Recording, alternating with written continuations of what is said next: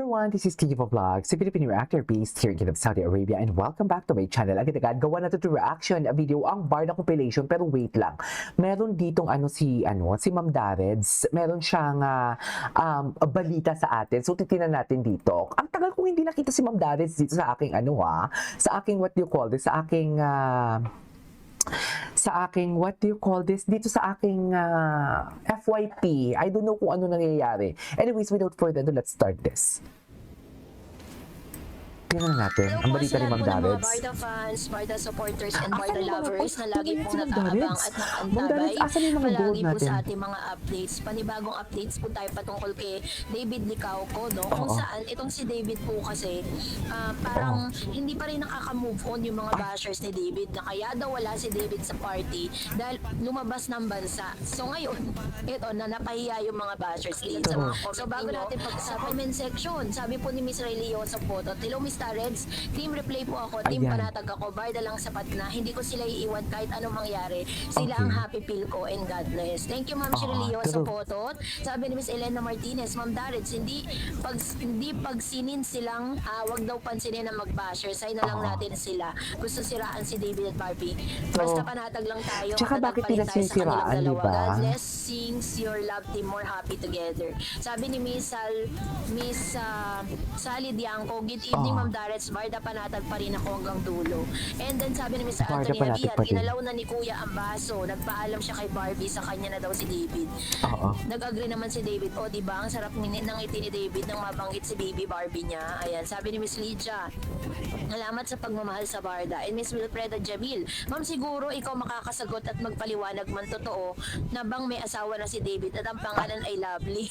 Sorry, lito na kasi Diyos ako. ko, alam mo, Nagipag-away nung ako sa nakaraan pa yung tungkol kay Lovely David. na Ito yan, na. ha? So, ito na yung medyo Sino nagpa-trigger ba yung sa Lovely atin na yan? Diyos ko, patungkol si sa Petrolina bagay ba na yan? ito. Kasi Comment? yun nga, pinag-uusapan po kasi sa Sige social nga. media na Panoorin meron na natin. daw asawa si David Licauco. Diyos ko. Tapos, yun nga daw, ang pangalan daw ay Lovely. Diyos ko, saan na naman galing yung chismis na yan? Si David Licauco po ay very single. Wala po siyang karelasyon ngayon. Silang dalawa nga ni Barbie, diba? Wala pa pong pag-amin na nagaganap between them. umamin na Hindi nga single natin si alam kung ano Barbie. pang level or status ng relationship nila. Kasi sa ngayon, ibig sabihin, alam mo bakit ako masaya? Kahit sabihin natin, ay single pala sila, hindi sila naginoo. Wala naman nagsabing sila talaga. Kahit sa akin, ewan ko nga, kaya nga tinatag ako ni Panot na ano daw ako, fake news peddler, kasi wala naman daw talagang Barda. Sino ba nagsabi ng may Barda? I mean, sino ba nagsabing relasyon sila? Wala naman akong sinasabing ganun. Pero bakit ako tuwan-tuwa? Kasi lahat ng mga nakita natin mga holding hands ng Barson, wala yun talaga. Wala talaga yun. parang pinagtitibay kasi nila yung naniniwala kayo pagkakaibigan sa nila, akin? di ba? Siguro, Nakita nating may holding hands and everything doon sa Barson. Sinasabi ko sa akin, wala yan, fan service yan. Naniniwala na kayo sa amin? Ayan, magsisiakyatan na naman sila ng barko. Totoo lang, magsisiakyatan na naman yan sila ng barko. pero mas mabuti po talaga na bago tayo magpapapaniwala sa mga ganyang news is mag-investigate tayo katulad ng nagaganap na yan. Although sabihin natin yung mga ganyang balita, meron po siyang tulong din, kasi parang lagi pong napag-uusapan itong si David. Talagang sobrang invest na invest yung mga tao po dun po sa tunay na estado ng karelasyon ni Mr. David Licauco. Ang dami na pong nalilink sa kanya, pero pinatunayan niyang wala talaga. So, aside from that, hindi rin pa rin po makamove on ng ilan sa mga fans, ang mga bashers si David, kung bakit wala po siya sa party. Unang-una, si David Licauco po, ang sinasabi ng mga bashers na si David daw ay nasa ibang bansa dahil birthday daw ng girlfriend di umano Ayan. niya na sinasabing girlfriend niya na nakita doon sa isang resort, no? Nung mga kasagsagan ng issue. Pero, base po dun sa kanyang Instagram account, wala pong any chance, wala pong mga ebidensyang magpapatunay na talagang nasa ibang bansa siya, kasi kaya daw hindi umaten dahil nga daw pumunta ng ibang bansa. Napaka-importante naman ni David. Although may mga malalaking artista po ang GMA Sparkle na hindi umaten sa party, pero hindi po yun pwedeng maging rason. The major reason why Mr. David Licauco was not in the party because prior to that party, may mga commitment na si David. Meron po siyang ginagawa ginagawa na parang, di ba, meron po siyang serye na ginagawa na kailangan tapusin. So, kailangan nandun siya. Although si Miss Jillian Ward ay nandoon po sa party, pero si David kasi meron siyang mga important errands na kailangan niyang atinan na naiintindihan po ng kanyang manager na si Miss Joy. No, naiintindihan po siya kasi trabaho po yun eh. At the same time, alam naman natin kung gaano ka na Late kasi late tayo, Miss Darrens. Chares. Ay.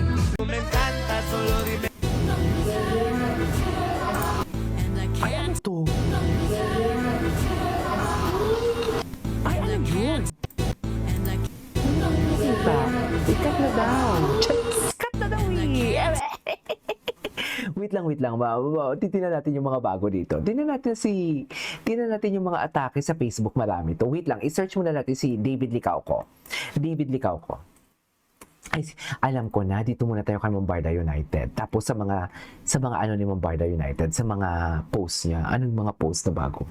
O, ito, dito tayo. Actually, bumalik na po ako. I am slowly going back Klaro, friends, to sa Sir my JB, tapos hindi running era. nag-progress Medyo ang mabagal at ako ayaw ulit na medyo pag-usapan ni humina ako Barbie. tumakbo. Pero ngayon, medyo nakaka-recover naman na ng kaunti. Sinisipagan ko na ulit tumakbo. Tapos, ngayon, nag-try ako mag-swimming. So, nagsiswim training na rin ako. And then, I'm going back to Pilates also. Nakakapanibago na ikaw lang mag-isa ngayon, naglalakad na medyo happy ka, single, or paano? I am O, single and paano? very happy. Gusto ko talaga yung Always interview na happy. Hindi to. natuloy yung... Gusto ko kasi talaga naging tong open interview naman na si to. Jameson na parang sinasabi niya na naniligaw siya sa'yo. Yung utang natin na yan. Nag-prosper ba yun, yung paniligaw? Ay, Grabe naman. Prosper. Ako, huwag na natin pag-usapan. Hindi na yun, natin wala na. pag-usapan. Basta I am single and I'm very happy. Naminti lang yung friendship, gano'n. Yun lang. Thank you so much, Tito Ayun na talaga yun! I hope you enjoy the movie. Guys, I am here po sa premiere night ng KMJS Kabinang Lagim to support Miss Jessica Soho and GMA Pictures, of course, and Ay. my fellow Sparkle artists. Kaya sana po panoorin ninyo ang horror movie this November, ang KMJS Kabinang Lagim. Actually, bumalik na po ako. I am slowly going back to my running era. Medyo mabagal ako ulit eh. Medyo humina akong tumakbo. Okay. Pero Ay, hindi tayo naka-auto-scroll. Wait lang, David. I'm Barda Defenders. Back to my first love. Masarap ba? Mas mataas views versus... Ang ganda ko dyan, mami. Mas mataas views versus... Diba? Ang ganda ko dyan. Thank you, madam. Thank you po. Anyways. Wait lang, baka naman Barda mas mataas views versus... Anyways. Ay, ito. May AV ko ba ni David? Ang bait talaga ni David, tingnan, no? Andiyan ka ba, mami, kahapon? Ang bait talaga ni David. Parang ang gaan-gaan talaga ng life sa kanya. You know what I mean?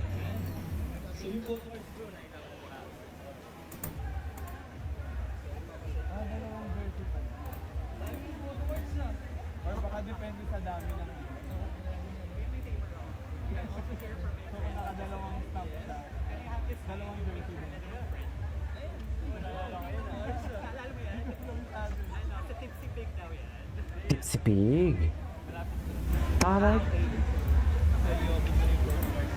Ang sarap ng caramel root beer nila dun sa Tipsy Pig. May Tipsy Pig pa ba?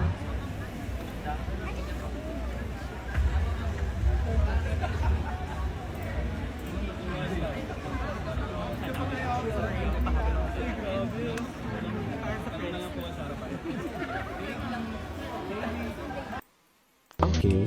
Ay, oh. Diba? Actually, napanood na natin yan. Sino yung lalaki? Ang gwapo, ha? Ay, panoorin natin to. Anyways, that is our for today's video from Barda. This is Kitty Vlogs. And see you on my next vlog. Bye!